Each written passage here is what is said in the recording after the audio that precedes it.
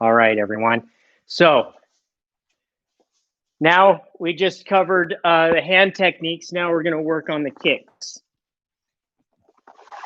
So a couple things we want to think about with the kicks. First is understanding the proper weapon. Okay. So with the apchanutki, ball the foot.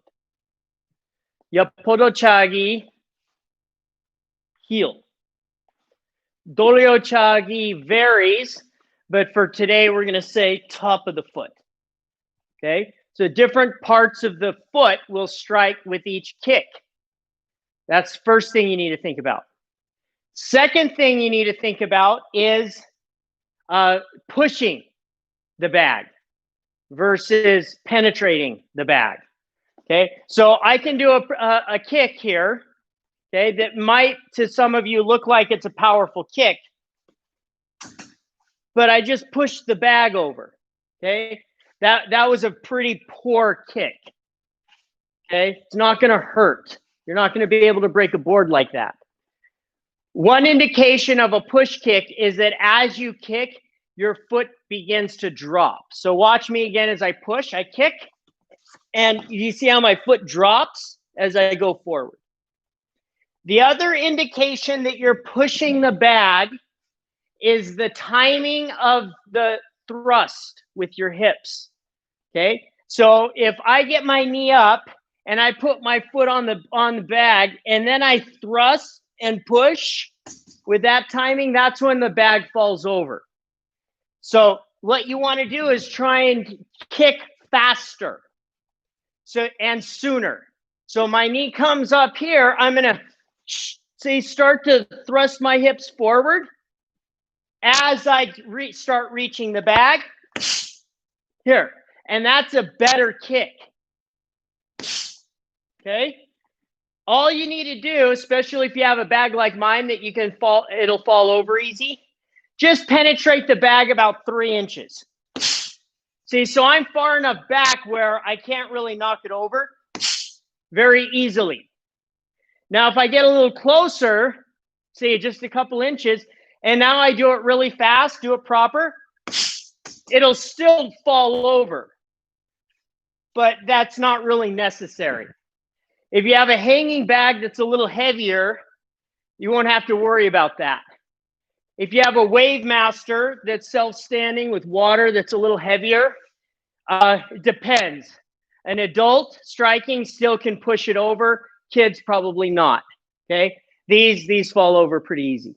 Okay, so let's give it a try. Let's get one of our legs back. Up chunutki.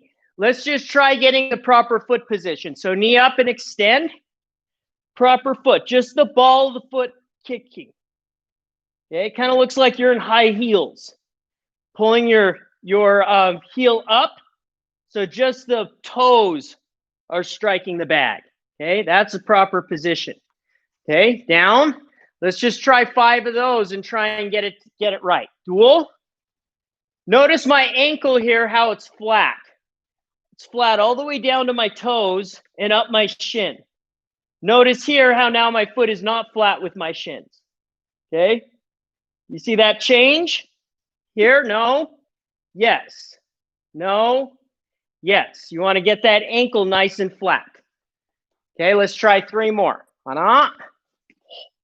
Try and get the ankle to the right position. Very important. Pull. Ankle position. Okay, last one. Set. That's it. Good. Okay. Joseph, I bet if you put that pad up against one of those, against a wall or against those kitchen dining room table chairs, you might be able to try kicking. Okay, let's switch feet and let's try again. Okay, try and get that ankle straight. And hold the position. Okay, again, notice how my top of my foot is in line with my ankle. That's important. Try and get that foot position. Okay, this no good. You see how I just drooped, my heel dropped. Lift your heel up high. Okay, let's try 5. Okay, and hana.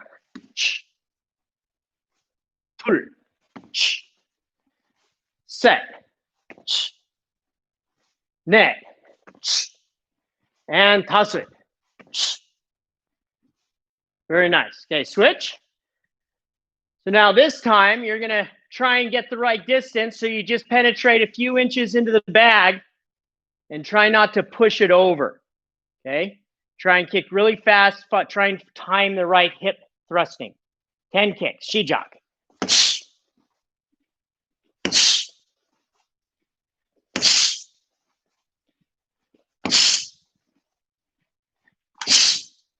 If you have a hanging bag, watch this. You want to think about the bounce. Okay, so watch here. So I'm going to get it to bounce. That's the timing. So right as the bag bounces back at you, that's when you want to strike it.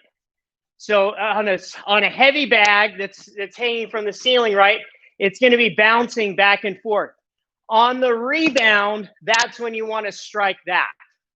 Okay, so here. Rebound, strike. Okay. Oh, too hard. Okay, watch. My first kick's kind of a push. Rebound, kick.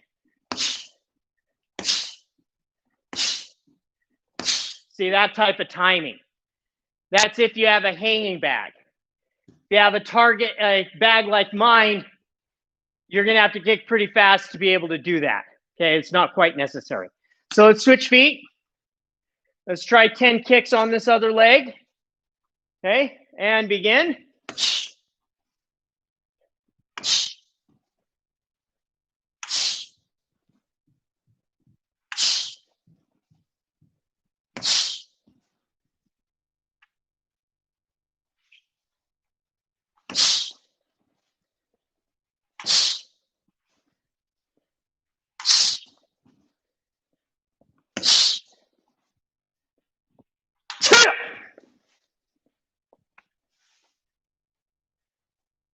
Okay, so that's the opchunutki. Now we're going to the Dojang round kick. Okay, so lots of different ways that you could strike. Today we're going to point our toes, striking with the top of the foot today. Okay, so here I come. I'm going to do it this way so that you can see my foot position. Okay, so here comes the kick. See? Top of the foot striking. So just like the opchunutki, but instead of pulling the toes back, the toes stay pointed. Now with this kick, typical mistake is you don't turn your waist. So the kick looks like this. And as a result, you're striking more on the inside of your foot instead of the top of the foot. So in order to be successful, you want to pivot the foot that's on the floor. You see how the foot that's on the floor turn. That's going to allow your waist to turn sideways, and then you're going to be able to kick with the top of the foot. Second thing you want to do is make sure your knee comes up high. Don't swing the foot low and try and kick high. Get the knee up and then kick straight across this way. All right, let's try 10 kicks on your own. Begin.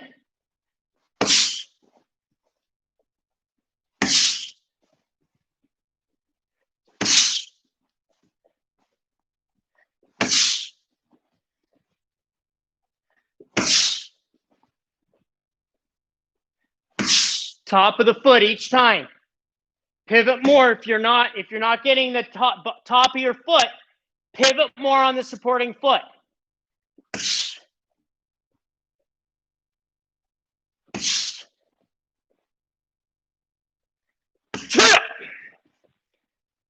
And then I'm going to switch feet. A lot of you a little too much or not enough twisting. Twist. Get the belt knot over to the side when you do that round kick. And then secondly, trying to extend the kick. So after you got the pivot, you want to reach this way. Okay, so as I do this kick here, I kick and reach towards you. Okay, other leg, let's try 10 times. Dojang.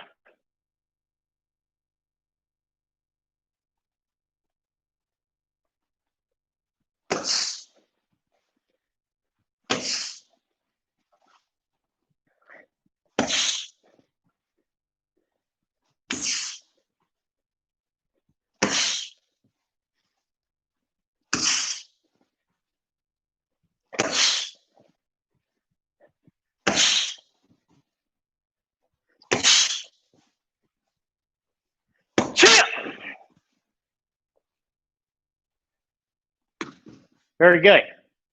Okay, so there's the round kick. Now let's go with the yaporochagi, the side kick. So with the side kick, when I strike this target, it should bounce straight.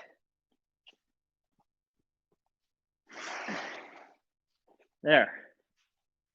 Okay. Straight. It shouldn't bounce off to the sides. Okay.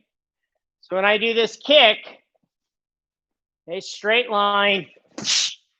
Here, can everybody see that? Even though you didn't see the kick, I'm doing a side kick.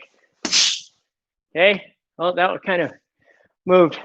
It's not quite flat. Let's try again. There we go. Okay, pretty straight when you kick. Now, if you do the kick incorrectly, it's going to go more to the angle. So what I'm doing here, get the knee up over to the side first. 1. Then the kick has to go straight line. Here. Now, the biggest mistake people make is that as they get their knee up to the side, they don't get it all the way to the side, and then the kick's going that way. So make sure the knee comes up clear to the side, kick, back. Okay? So let's try 10 kicks. I'm sorry, before we do that, heel. Heel is the weapon. So do you notice here, put one of your feet down on the floor, and then are you able to pull your toes towards your nose? So just your heel is touching the floor. That's the position of the side kick. Okay, that's the weapon. So pull your toes towards your nose. Just the heel touches the bag. Okay? So make sure one at a time kicking, not the same time. Otherwise, you're going to hurt each other. One, then the other. Okay? Go ahead. Let's try. Go ahead. Back and forth. If your brother's hurt, you might want to go get some help there, Kai. Good. Good kicks.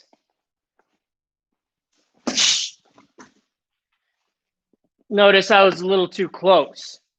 So if your bag's falling down, just 3 inches of penetration will solve that problem.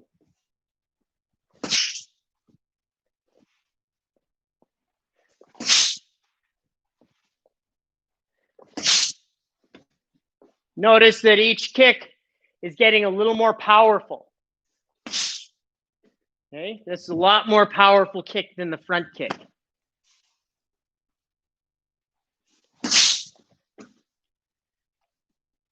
Okay, and then when you're ready, you can switch feet. The other leg.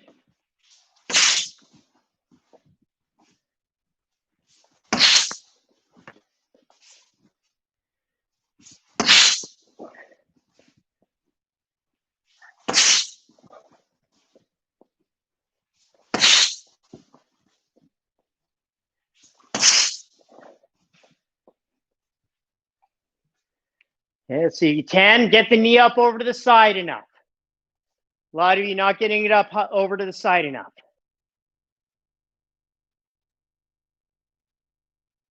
Very nice.